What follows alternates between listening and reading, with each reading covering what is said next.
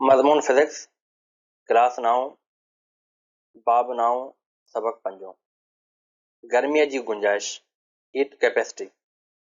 अस्सलाम वालेकुम प्यारा ॿारो, सिंध ऑनलाइन स्कूल भलीकार, मां आहियां सनाउल्ला महर। हिन वीडियो में जेको असां अॼु टॉपिक पढ़ंदासीं उहो आहे गर्मीअ जी गुंजाइश याने हीट कैपेसिटी। प्यारा ॿारो, हींअर असीं पंहिंजो टॉपिक शुरू करे रहिया आहियूं जेको आहे हीट कैपेसिटी, जंहिंखे सिंधीअ में असां चऊं था गर्मीअ जी गुंजाइश। ठीकु आहे, हिन टॉपिक मां ई तव्हां सम्झी चुका हूंदा त जेको आहे असां कंहिं शइ जे बारे में ॻाल्हाईंदासीं अॻिते ऐं छा ऐं कंहिंजे बारे में असां अॻिते पढ़ंदासीं। जेकॾहिं असां हीट कैपेसिटी जी ॻाल्हि कयूं यानी गर्मीअ जी गुंजाइश जी ॻाल्हि कयूं प्यारा ॿारो, त हर हिकु मटीरियल जो हिकिड़ी पंहिंजी प्रॉपर्टी थींदी आहे गर्मीअ खे जेको आहे एब्ज़ॉर्ब करण जी। मिसाल जे तौर ते जेकॾहिं हेॾूं असां पाणी रखूं गरम करण जे लाइ ऐं उन खां बाद में ॿिए तरफ़ खां असां को मेटल रखूं त मेटल असांजो यकदमि गरम थी वेंदो एज़ कम्पेयर टू पाणी। ठीकु आहे, तो इनखे हाणे थोरो असां वधीक डिटेल में सम्झण जे लाइ जेको आहे असां कुझु एग्ज़ाम्पल सम्झंदासीं ऐं उन खां बाद में असां हिन जे जेको आहे डेफिनेशन जी तरफ़ हलूं था।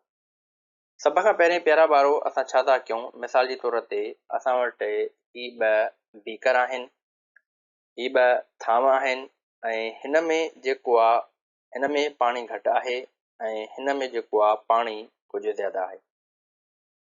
जेकर ॾिठो वञे त क्वांटिटी जे बेसिस ते हीअ क्वांटिटी घटि आहे ऐं हीअ क्वांटिटी ज़्यादा आहे।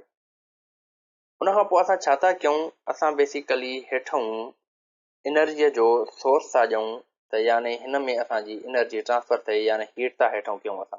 ठीकु आहे, जॾहिं असां हिते हीट था कयूं त हीट जेका आहे उहा उनजो जेको अमाउंट आहे ॿिन्ही जे बिहाफ ते असां सेम रखूं था, यानी हिते बि असां हीट जेका आहे उहा 5 जूल था ॾियूं ऐं हिते बि जेका हीट आहे उहा बि 5 जूल था ॾियूं सेम टाइम जे बेसिस ते। ठीकु आहे, हाणे जॾहिं असां हिन ॿिन्ही खे 5 जूल हीट ॾिनीसीं त उन खां बाद में असां इन खां पहिरीं असां जेको आहे हिन जो टेम्परेचर जेको आहे चेक कयूं था त हिन जो जेको पाणीअ जो इनिशियल टेम्परेचर आहे उहो मिसाल जे तौर ते 30 सेंटीग्रेड आहे ऐं हिन पाणीअ जो टेम्परेचर बि जेको आहे उहो 30 सेंटीग्रेड आहे। ठीकु आहे, उन खां बाद में हिते जेका असां हीट ॾियूं था तो इनखे हिते असां नालो ॾिनोसीं हिन जे हिसाब सां क्यू जो, ऐं हिते जेका हीट असां हिन सेकंड जेको आहे बीकर में अमाउंट ऑफ हीट ॾियूं था उहो आहे असांजो, उनखे छो था कयूं असां क्यू डैश था। ठीकु आहे, सो प्यारा ॿारो, जीअं त असांखे ख़बर आहे त जॾहिं असां हीट ॾींदासीं पाणीअ में त पोइ छा थींदो त उनजो टेम्परेचर जेको आहे उहो रेज़ थींदो। ठीकु आहे, यानी टेम्परेचर वधंदो। हाणे मिसाल जे तौर ते जेकॾहिं असां 2 मिंट हिन पाणीअ खे हीट जेका ॾिनी आहे उनजो जेको टेम्परेचर आहे उहो अची पहुतो आहे 60 डिग्रीअ ते यानी 60 सेंटीग्रेड ते। ठीकु आहे, उन खां बाद में जॾहिं 2 मिंट गुज़रिया त 2 मिंटनि खां पोइ जॾहिं असां हिन जो टेम्परेचर चेक कयोसीं त उहो जेको आहे उहो बीठो 45 सेंटीग्रेड।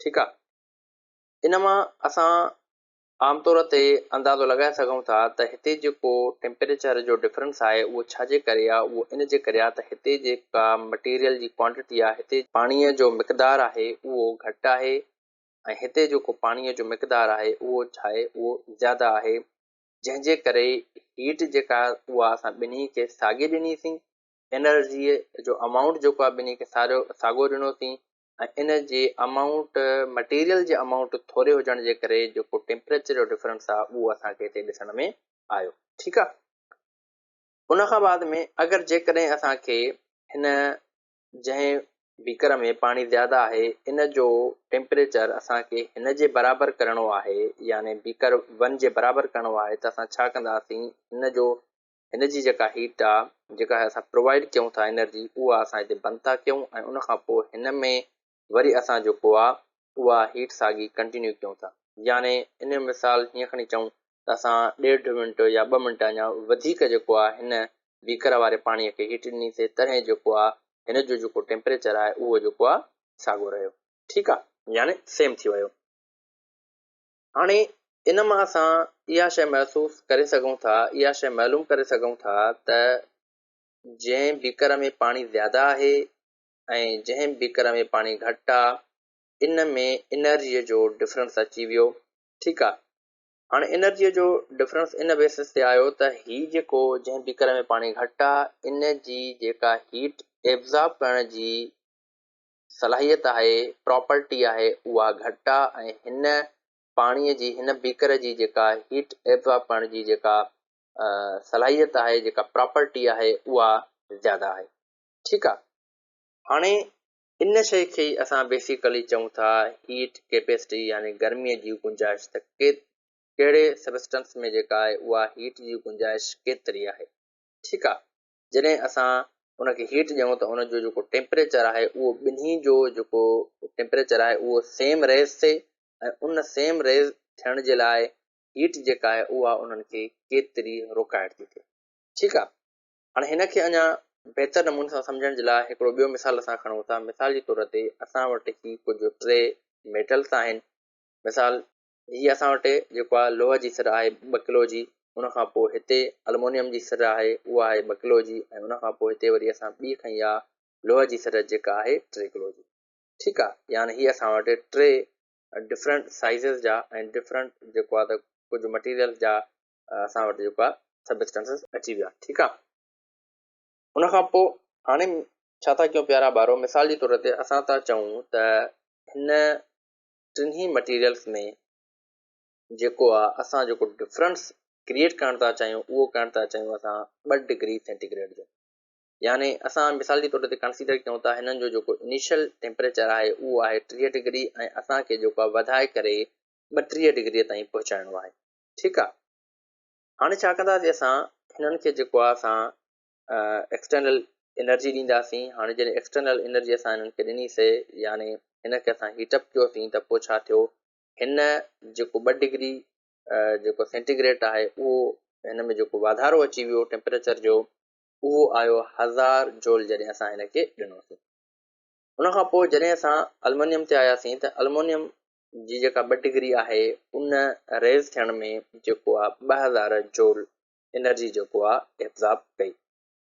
ऐं उनखां बाद में थर्ड ते असां अचूं था, थर्ड ते वरी जेको असांजो 3 किलो आयरन जो जेको बार आहे या सिर आहे, उनखे जॾहिं असां 2 डिग्री सेंटीग्रेड जेको आहे टेम्परेचर रेज़ करण जे लाइ असां जेको एनर्जी ॾिनीसीं उहा ॾिनीसीं 1500 जूल।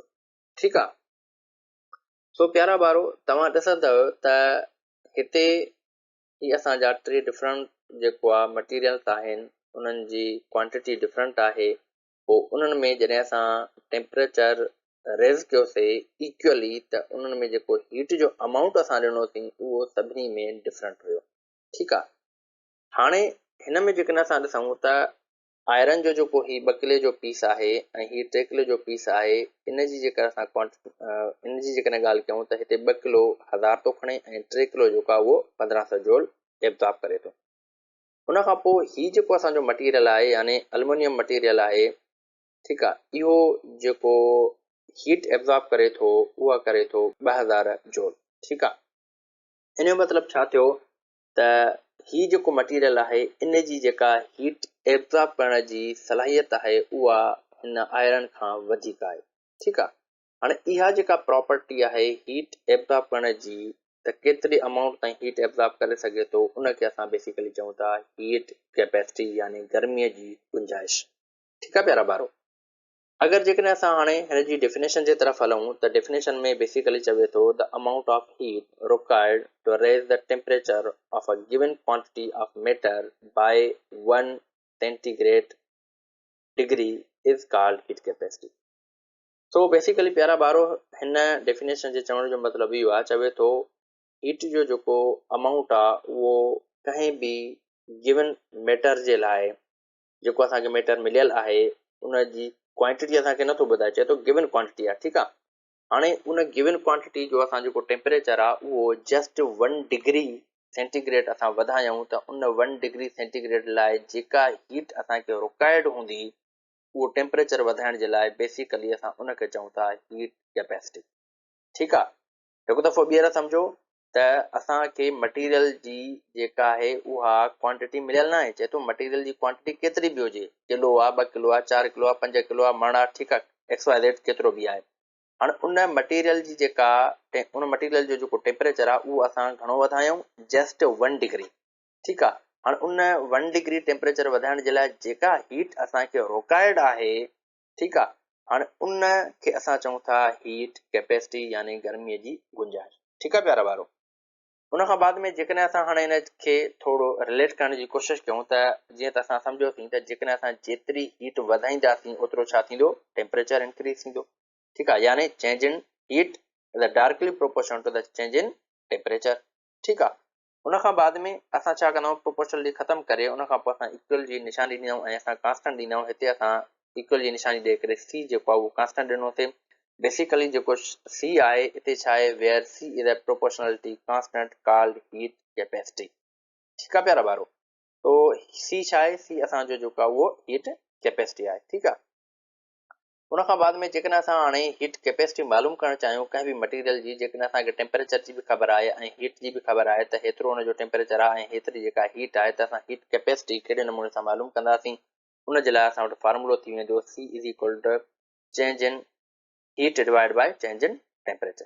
ठीकु आहे, सो अहिड़े नमूने सां जेकॾहिं हाणे असां हिते यूनिट जी ॻाल्हि कयूं त यूनिट असां कहिड़े नमूने सां हीट कैपेसिटी जो मालूम करे सघूं था। जीअं त असांखे ख़बर आहे त हीट जो जेको यूनिट आहे उहो आहे जोल ऐं टेम्परेचर जो जेको SI यूनिट आहे उहो आहे केल्विन। त जोल अपान केल्विन थींदो, या असां हिनखे हिन तरीक़े सां बि लिखी सघूं था त जोल केल्विन इनवर्स। ठीकु आहे प्यारा ॿारो।